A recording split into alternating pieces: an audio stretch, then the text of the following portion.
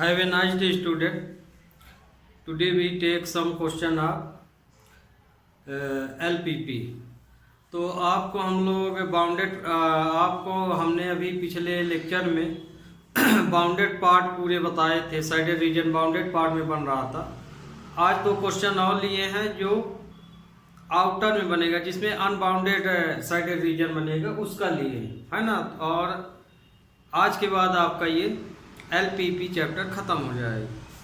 तो देखिए, जैसे ये क्वेश्चन लिए हैं, ऑब्जेक्टिव फंक्शन ये दिया है और constraints to line x plus 3y greater than or equal 3, x plus Y greater than or equal to 2, X Y greater than or equal to 0। तो आगे तो इसकी पहली स्टेप जो है तो गिवन हो जाए। गिवन में तो यही लिखोगे। तो यहाँ पहली स्टेप है कंसीडर द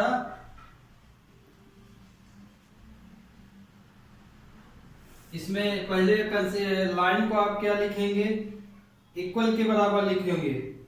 इसके इक्वल इक्वेशन को इक्वल के बराबर लिखे तो कंसीडर द लाइन हो जाएगा। लाइन मार्कर में से आई नहीं।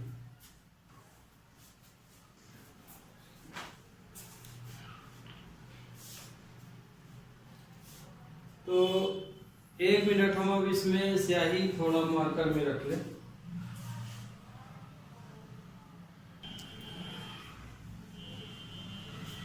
तो कंसीडर द लाइन मतलब किसको इक्वल के बराबर लिख लेना है।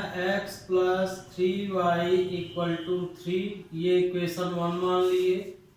And x plus y equal to 2, ये इक्वेशन 2 हो गया। और ये तो आपका already x Y greater than 0 दिया है। तो अब हम इसको हम इंटरसेक्ट पोजीशन में ले लेते हैं, मतलब कि 1 के इक्वल। तो इसे हम लिख सकते हैं x upon 3, 3y upon 3 equal to 1, है ना। 3 का डिवाइड कर दिए तो इंटरसेक्ट पोजीशन आ गई। ये इससे कैंसिल तो 1। तो x upon 3 plus y upon 1 equal to 1। इसकी यदि अब हम टेबल बनाएं,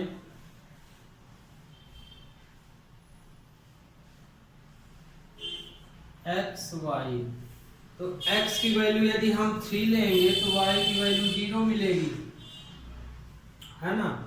और जब y की वैल्यू 1 ले लेंगे तो x की वैल्यू 0 मिलेगी। तो ये आपकी टेबल नंबर फर्स्ट हो गई। अब इक्वेशन सेकंड लेते हैं। And x plus y equal to 2, intersect position 2 का डिवाइड कर दिए पूरे इक्वेशन में, तो ये आया। तो इसमें भी अब हम टेबल बना लेते हैं।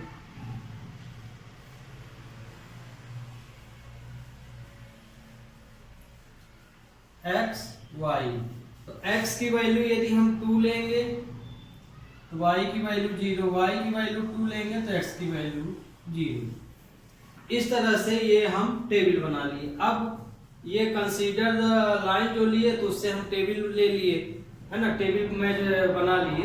अब हम इसी टेबल के लिए ग्राफ ड्रा करेंगे। तो सेकंड स्टेप है आपकी ग्राफ। तो ग्राफ के लिए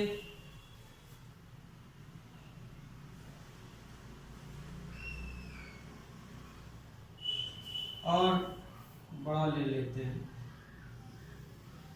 ये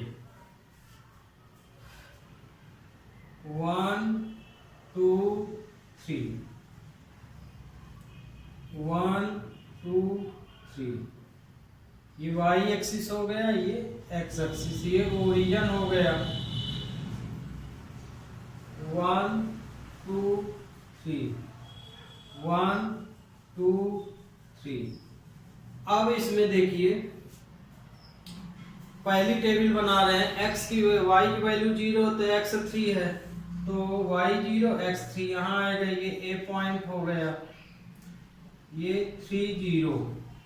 फिर सेकंड है x 0 है y 1 है, ये आएगा यहाँ।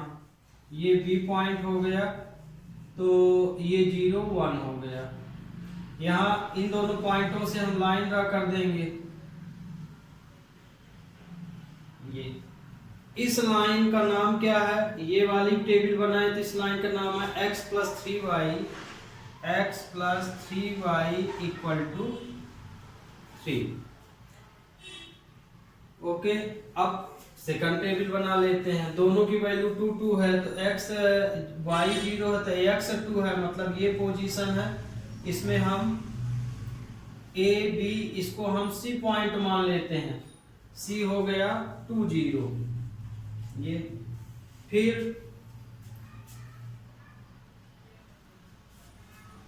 x 0 y 2 है, तो ये आएगा। तो ये d पॉइंट हो गया 0 2। यहां से इस पॉइंट को मैच किए तो ये लाइन बनी। तो ये देखिए, इस तरह से हम लाइन ड्रा कर दिए x plus y equal to 2। ये तो है ना, तो इतना तो आपको समझ में आ गया कि इक्वेशन नहीं दिख रहा है आपको क्या लिखे हैं। तो ये देखिए, हम इक्वेशन के लिए ये यहाँ अब आपको क्लियर दिख रहा होगा इक्वेशन। अब हमें इस पॉइंट पे दोनों लाइन कट कर रही, तो मान लीजिए ये पॉइंट है x y। तो x y निकालने के लिए आप ग्राफ से भी निकाल सकते हैं इस पॉइंट को। यहाँ जो आएगा वो वैल्यू होगी, यहाँ आएगा y। पर सबसे अच्छा तरीका है कि जो ये लाइन कौन सी है, ये x plus y equal to 2 और x plus 3y equal to 2, दोनों को सॉल्व करके इंटरसेप्टिंग पोजीशन निकाल सकते हैं। कहने का मतलब x y की वैल्यू निकाल लीजिए। तो पॉइंट P के लिए हम ये दोनों इक्वेशन सॉल्व कर लेंगे। For point P x y, here we are solve equation x plus 3y equal to 3। मान लीजिए ये 1 है और x plus y equal to 2। इनको हम सॉल्व कर लेंगे तो then x equal to 3y2 and y equal to 1/2 आएगा। यदि हम इनको सॉल्व करेंगे इन दोनों इक्वेशन को, तो ये आंसर आएगा, है ना। तो पॉइंट P हमारा यहाँ पे क्या आया, x की वैल्यू आई 3/2 और ये 1/2। अब हमें साइडेड रीजन बनाना है इसमें, है ना। साइडेड रीजन जब तक नहीं मिलेगा तो बाउंडेड पार्ट बन रहा है कि अनबाउंडेड पार्ट, वो क्लियर नहीं होगा। तो बाउंडेड पार्ट बने या अनबाउंडेड, आपको कंडीशन के अनुसार चलना है जो सब्जेक्ट टू कंट्रेंस दिया गया है। ये देखिए ग्रेटर देन दिया है, मतलब कि हमें जो साइडेड पार्ट बनाना है इस लाइन का, तो ओरिजिन से बाहर की ओर निकलना चाहिए। तो ये वाली लाइन हमारी क्या है, ये। तो ओरिजिन से बाहर लाइन हम इस तरह से ड्रा करेंगे। तो इस तरह से आपको लाइन, ध्यान रखिए दूसरे में नहीं जाना है, इसी लाइन में आपको इसका से साइडेड रीजन बनाना है। ये इस तरह से, ये तो इसका साइडेड पार्ट बन गया ये इस लाइन का, है ना, ओरिजिन से बाहर। ये भी ग्रेटर है तो मतलब कि इस लाइन के लिए भी साइडेड पार्ट ओरिजिन से बाहर बनेगा। तो ये लाइन ये है ओरिजिन से बाहर,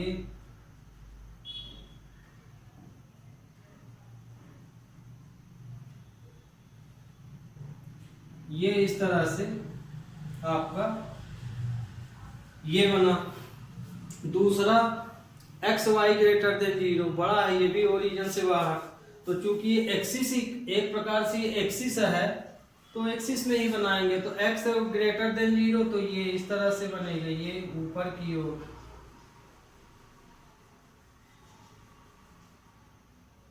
ये x एक्सिस का हो जाएगा। y भी ग्रेटर है तो y का भी ओरिजिन से बाहर बनेगा।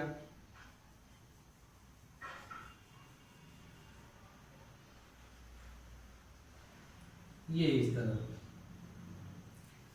अब ये आपका साइडेड रीजन, तो देखिए यहाँ पे ये वाला रीजन देखिए ये बाउंडेड नहीं बना, क्यों? क्योंकि ये लाइन तो सीधे सामने है, ये लाइन ऊपर चली गई, मतलब ये बाउंडेड नहीं। ये देखिए ये ऊपर है, ये तो ठीक है, पर ये वाली जो लाइन बनी है ये इधर की ओर, ये वाली लाइन इधर होती तो बाउंडेड बन जाता। इसी तरह से ये दोनों तो ठीक है बाउंडेड बना सकती है, पर ये इसके कारण अनबाउंडेड हो गई क्योंकि ये ऊपर है। तो कहने का मतलब कि जो बाउंडेड पार्ट हमको दिख रहा है ये तीनों जगह नहीं बन रहा। तो जब तीनों ही जगह बाउंडेड पार्ट नहीं बन रहा तो बन कहाँ रहा है ना? तो लाइन की पोजीशन ये गई है, ये आउटर में बन रहा पूरा। तो मतलब ये कि हमारा बाउंडेड पार्ट ये देखिए एक्स एक्सिस है, ये मतलब ये कंडीशन है, फिर वाई के लिए ये कंडीशन है, ये देखिए तो ये सेम डायरेक्शन में है, ये देखिए ये भी सेम है, ये इस लाइन का है, ये इस लाइन का है। तो मतलब ये कि हमारा जो ओरिजिन है वो इस पॉइंट से और इस पॉइंट हमें आउटर लेना है पूरा, तो ये आपका अनबाउंडेड पार्ट बनेगा। ध्यान रखिए ये तो हम यहाँ तक मिला दिए, आप जान गए हैं कि ये वाली पार्ट ही अनबाउंडेड है, माने इस पॉइंट पे। तो ये फिगर आप चाहे जहाँ तक बना दीजिए साइडेड रीजन। तो ये आपका जो पार्ट बना ये क्या बना? अनबाउंडेड बना। क्या बना? अनबाउंडेड, है ना? इसमें कोई बाउंड नहीं है, ये साइडेड पार्ट चाहे आप जहां तक बनाइए।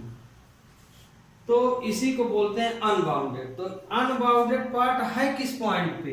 इस पॉइंट पे है, इस पॉइंट पे है और इस पॉइंट, इन तीनों पॉइंट से ये अनबाउंडेड बना।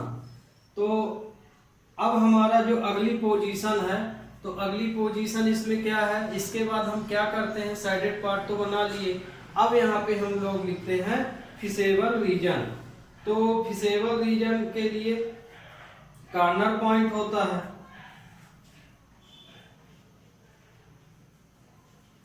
फिसेबल पोर्शन भी लिख सकते हैं। तो इसमें दो भाग होते हैं, कॉर्नर पॉइंट और ऑब्जेक्टिव फंक्शन। तो ऑब्जेक्टिव फंक्शन है 3x + 5y।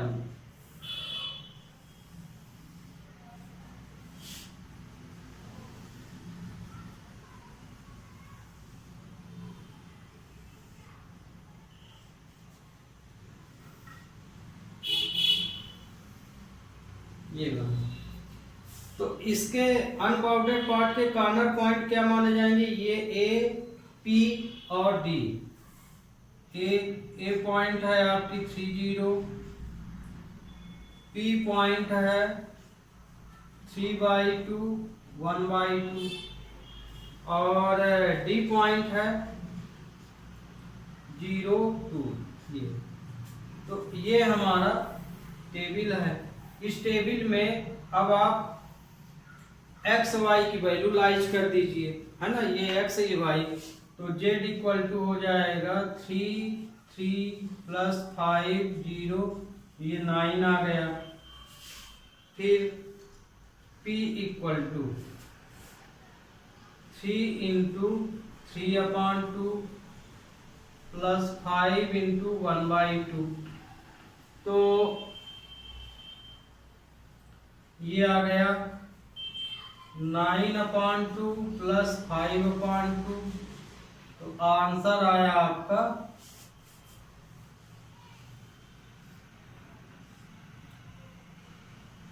14/2 = 7।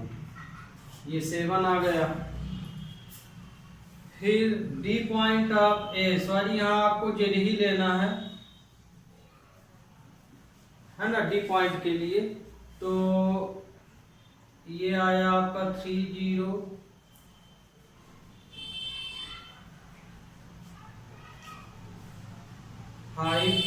5 2, ये आया 10।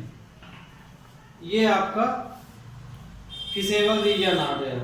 तो फिसेबल रीजन अब आपको समझ में आया। फिसेबल रीजन में ही हमको आंसर लिखना है मैक्सिमम और मिनिमम वैल्यू। तो इसमें जो मैक्सिमम और मिनिमम वैल्यू लिखोगे तो अब आपको तो पता है मिनिमम कितना होगा, मैक्सिमम कितना होगा। तो मान लीजिए कुछ नहीं दिया है तो ग्रेटर देन है, मतलब मिनिमम वैल्यू ही इसमें देखनी चाहिए। तो इसकी मिनिमम वैल्यू इस पॉइंट पर देखिए, ग्राफ से भी आप बता सकते हैं। ये दब रहा पॉइंट सबसे नीचे आ रहा, तो मिनिमम पॉइंट ये P ही बनेगा। मान लीजिए बाउंडेड पार्ट होता तो ये मैक्सिमम में चला जाता। तो मिनिमम वैल्यू है 7, Z equal to 7 at point P 3/2 और 1/2। इस तरह से आपका ऑब्जेक्ट ये अनबाउंडेड साइडेड पार्ट बनाया जाता है। तो कहने का मतलब कि क्वेश्चन एक ही रहता है ना, क्वेश्चन हमारा एक ही रहेगा, बस आपको साइडेड पार्ट तो है बना, बाहर बना तो बाहर बना देंगे, अंदर है तो अंदर बना देंगे। क्वेश्चन देखिए एक बार हम फिर से रिपीट, ये देखिए न दिख रहा हो तो फिर से देख लीजिए। ये है ना, ये पूरा ग्राफ है और ये आपका पूरी टेबल है। तो इस तरह से आप क्वेश्चन समझ सकते हैं।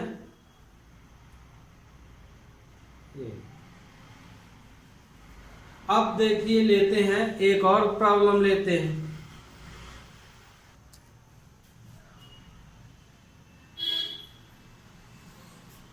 अब देखिए अगला क्वेश्चन एक लिए क्वेश्चन लिख दिए हैं, स्टेप नहीं मिटाए हैं, बस उसके अंदर जो पिछला क्वेश्चन बताए थे वो सॉल्यूशन मिटा दिए। ऑब्जेक्टिव फंक्शन दिया इस बार x + 2y और कंट्रेंस आर दिया है 2x + y ≥ 3, x + 2y ≥ 6, xy ≥ 0। तो कंसीडर द लाइन में मतलब इसे इक्वल के बराबर लिख लेंगे। तो इसमें आएगा 2x + y = 3, ये इक्वेशन 1 है। एंड x + 2y = 6, ये इक्वेशन सेकंड है। अब इक्वेशन फर्स्ट और सेकंड को इंटरसेप्ट पोजीशन में हम लोग लिख लेते हैं, है ना। आप ग्राफ की टेबल बना रहे हैं तो ध्यान रखिए, जरूरी नहीं कि आप इंटरसेप्ट पोजीशन ही बनाइए। 10वीं में जिस तरह आप पढ़े, 11वीं में ग्राफ जिस तरह प्लॉट करते हैं उस तरह आप इसको भी कर सकते हैं। तो 2x + y = अब तो 3 का डिवाइड करेंगे तो तो ये आ जाएगा 2x/3 + y/3 = 1। तो ये x = आया 3/2, इंटरसेक्ट पोजीशन में तो ये नीचे चला जाएगा और ये आ जाएगा, ये तो अपने पोजीशन में है, ठीक है। ये तो इसकी जो टेबल बनेगी,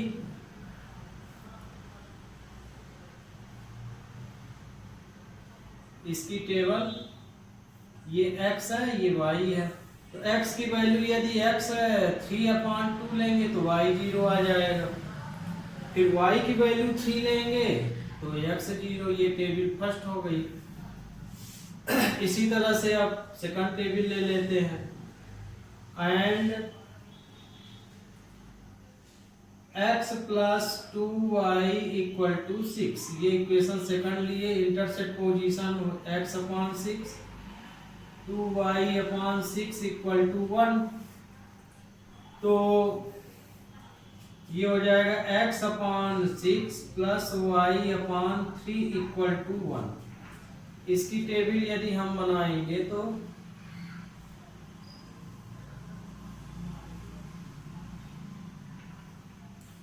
xy, तो x की वैल्यू यदि 6 है तो y 0 है, y की वैल्यू 3 है तो x 0, ये 2 हो गया। अब ग्राफ इसका प्लॉट करेंगे।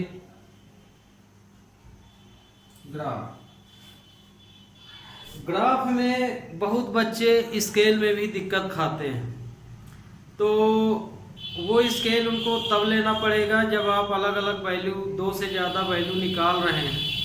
मान लीजिए हम 2 वैल्यू निकालें, आप 3 निकाल लिए, 4 निकाल लिए, तो उस स्थिति में स्केल तो जरूरी बन जाता है ना, क्योंकि ग्राफ सही नहीं आएगा। यदि स्केल सही नहीं दिए तो। लेकिन यदि आप 2 पॉइंट लेते हैं किसी भी ग्राफ को खींचने के लिए, किसी भी लाइन को खींचने के लिए, तो आपको स्केल की विशेष आवश्यकता नहीं पड़ती है। क्यों? क्योंकि हम 2 पॉइंट तो ले ही रहे हैं, तो 2 पॉइंट हम आराम से प्लॉट कर सकते हैं ग्राफ में, है ना, और स्केल भी जल्दी से सोच सकते हैं। तो ये देखिए जैसे ये आया तो हम इसका ग्राफ प्लॉट करेंगे। जैसे ये लिए पॉइंट, ये तो ये हमारा एक्स एक्सिस है और ये हमारा वाई एक्सिस है। ये ओरिजिन 0 0 है। अब जैसे इस टेबल में हाईएस्ट इसमें वैल्यू 6 तक है, तो x से हम 6 तक बना सकते हैं। 1 2 3 4 5 6, मान लीजिए हम ये पूरा 6 ही ले लिए इसमें, और चाहते यहाँ पे तो हम 3 और 6 डायरेक्ट इसका ले लेते, तो पूरी वैल्यू इसी के अंदर आ जाती है। इसमें भी y की वैल्यू अधिकतम 3 है, तो 1 2 3, चाहे चूंकि ये नंबर लाइन के अनुसार होता है, नंबर लाइन ही है, तो आप चाहे जितनी वैल्यू लिख लीजिए। तो ये जैसे 1 2 3 4 5 6 हो गया, और ये 1 2 3। तो जैसे हम टेबल फर्स्ट बना रहे हैं, तो x की वैल्यू यदि 3/2 है, 3/2 मतलब जान गए 1.5 है ये, तो ये यहाँ आएगा, ये 1.5। तो ये हमारी जो वैल्यू है ये कितनी है, 3/2 मान सकते हैं, या 1.5 डेढ़ जिसको बोलते हैं। तो ये वैल्यू आई, हम इसको मान लिए a की वैल्यू है 3/2 0, तो y 0 हो गया यहाँ पे। फिर x की वैल्यू 0 है, तो y की वैल्यू 3 आएगी। ये b पॉइंट हो गया 0 3। अब यहाँ से हमें लाइन ड्रा कर देना है। ये लाइन गई, है ना, लाइन पॉइंट के ऊपर से जाए। इस लाइन का नाम क्या है, 2x + y = 3, 2x + y = 3। इसी तरह अब इसको x की वैल्यू 6 है, तो y 0 है। ये तो ये हमारा C पॉइंट हो गया 6 0।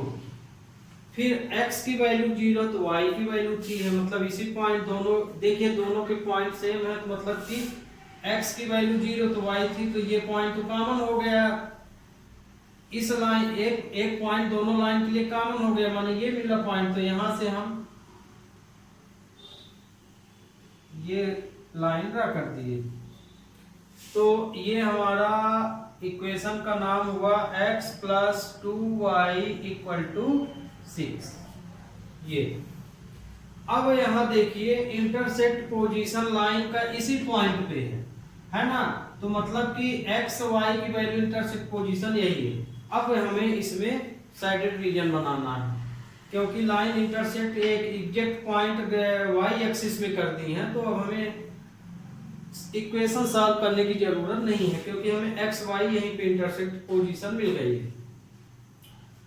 है ना। ये लाइन आपकी सीधी ही होना चाहिए, जहां आपका टेढ़ा जैसे हो गया है, तो ये आपकी लाइन ऐसी जानी चाहिए। अब shaded region 2x + y greater है, तो मतलब कि ये रीजन इधर ही बनेगा। ग्रेटर है, आउटर बनेगा, इस तरह से बनेगा।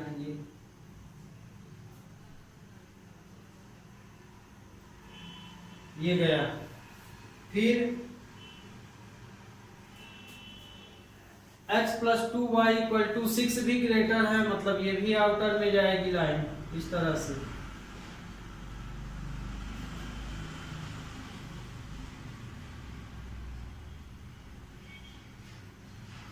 ध्यान रखिए कि ये लाइन आपको छोटी ही बनाना है। जब आपको साइडेड रीजन समझ में आ जाए, उसी समय आप या तो उसे पूरा भर दीजिए, या कुछ भी कलरिंग कर दीजिए, या उतना में ही छोड़ दीजिए। हमें इसमें कॉर्नर पॉइंट से तो मतलब रहता है। ये आया। अब x y ग्रेटर देन हमेशा ही होता है, तो ये तो ओरिजिन से बाहर ही हमको बनाना है।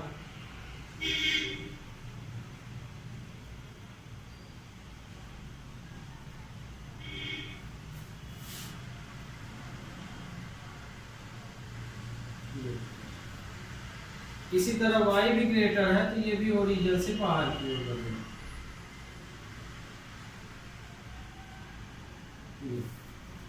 तो अब देखिए यहाँ तो साइडेड पार्ट नहीं बना, ये तो ठीक पोजीशन में ये नहीं है, ये ऐसे होता तो बाउंडेड हो जाता। इस पार्ट में है ये इधर है, ये इधर है, चलिए ये ठीक है, पर ये उल्टा है, ये ऐसे होता तो बाउंडेड बन जाता ये मिलके। तो मतलब कि बाउंडेड नहीं बन रहा। तो जब बाउंडेड नहीं बना तो क्या बना? अनबाउंडेड। तो ये देखिए एक्स एक्सिस की लाइन ये बाहर की ओर गई, उसी डायरेक्शन में है। अनबाउंडेड में जितने भी आप ये एरो बनाएंगे, एरो बनाने का मतलब कि एक चिन्ह अपने अनुसार ऐसे बना लीजिए। अनबाउंडेड में सभी एरो की डायरेक्शन एक ही दिशा में हो जाती है और बाउंडेड में एक दूसरे के सामने होती है, माने अपोजिट डायरेक्शन में रहते हैं। मतलब कि जैसे ये ऐसे है तो ये वाला ऐसे होगा, ये ऐसे है तो इधर वाला ऐसे होगा। तो ये फिर ये देखिए ये भी उसी दिशा में है और तो ये हमारा और ये y एक्सिस का, मतलब कि ये साइडेड रीजन। तो साइडेड रीजन आप चाहे पूरा यहाँ पूरे में साइडेड कर दीजिए या पॉइंट से इस पॉइंट तक का आप ऐसे कर सकते हैं। ये आपका अनबाउंडेड वन। ध्यान रखिए ये बॉर्डर लाइन मत मानिएगा, ये साइडेड पार्ट आप चाहे जहां तक बना दीजिए, क्योंकि अनबाउंडेड का मतलब ही है इसको साइडेड पार्ट हम चाहे जहां तक बनाएं। ये ठीक। तो अनबाउंडेड में तो आप जान ही गए मैक्सिमम पॉइंट मिल ही नहीं सकता है, वैसे बाहर के लिए जो भी मिलेगा तो इसी पॉइंटों में मिलेगा। तो अनबाउंडेड में अक्सर मिनिमम पॉइंट माना जाता है, लेकिन यदि कोई पूछ ही दे कि मैक्सिमम क्या होगा तो आप तो यहाँ ऑलरेडी प्लॉट करते हैं, तो इसमें मैक्सिमम मिनिमम यहाँ से आप बता सकते हैं।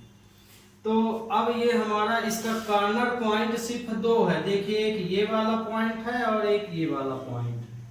तो कॉर्नर पॉइंट है यहाँ पे B03 और यहाँ पे है C60। ऑब्जेक्टिव फंक्शन हमारा दिया है z = x + 2y। इसको लाइज कर दीजिए उसमें, तो z = हो जाएगा 0 + 2 × 3, तो ये आया 6। अब ये वाले में z = 6 + 2 × 0 6 आया, दोनों में ही 6 आ रहा। तो कहने का मतलब ये कि इसमें मिनिमम जो वैल्यू होगी वो 6 होगी, मिनिमम वैल्यू 6, x 6, हाँ 6 ही होगा। Minimum value z = 6 at point B03 and C60। तो इस तरह से आपका ये चैप्टर कंप्लीट हो जाता है ना। और इसमें कोई कॉमन पॉइंट तो मिल नहीं रहा है, इसमें कोई भी कॉमन पॉइंट नहीं है, मिनिमम वैल्यू इसमें आएगी 6। तो स्टूडेंट अब हमारे ख्याल से साइडेड रीजन आप अच्छी तरह से समझ गए होंगे। और इस चैप्टर में दो तरह के क्वेश्चन है, ध्यान रखिएगा, एक वर्ड प्रॉब्लम है, एक ये इक्वेशन वाला। वर्ड प्रॉब्लम में भी सेम ही यही पोर्शन है, इतना ही इसका सॉल्यूशन है। अंतर ये है कि वर्ड प्रॉब्लम से आपको ये इक्वेशन बनाना पड़ेगा इस तरह से, फिर पूरी प्रोसीजर यही है। और इक्वेशन एक बनाया तो आपके जो परीक्षा में है तो एक वर्ड प्रॉब्लम आएगा, उसके साथ में एक आपको इसी तरह का क्वेश्चन मिलेगा। तो कहने का मतलब यदि आप इस तरह के क्वेश्चन डायरेक्ट इक्वेशन वाले भी कर लेंगे तो आपको घाटा नहीं है, आपको फुल मार्क ही, माने चैप्टर आपका नील नहीं जाएगा। और जिसको मान लीजिए वर्ड प्रॉब्लम पढ़ना है तो इक्वेशन बना लीजिए, उसके बाद प्रोसीजर तो हम बता ही दिए हैं, क्वेश्चन पूरे सेम है, हम शुरू में ही बताए हैं, वो वर्ड प्रॉब्लम के रूप में, ये डायरेक्ट दिया हुआ रूप। तो ये चैप्टर आज से आपका लीनियर प्रोग्रामिंग ख़त्म होता है। नेक्स्ट चैप्टर अब हम जो भी लेंगे तो अगले लेक्चर में ऑलरेडी बताएंगे। तब तक के लिए student have a nice day. एक बार क्वेश्चन आप देख लीजिए, ये पूरा फुल क्वेश्चन का क्या है कि वीडियो बनाते समय इधर उधर हो जाता है। ये देखिए हम पूरा घुमाएं लेते हैं, ये बड़ी प्रॉब्लम होती है ये। तो ये आपका क्वेश्चन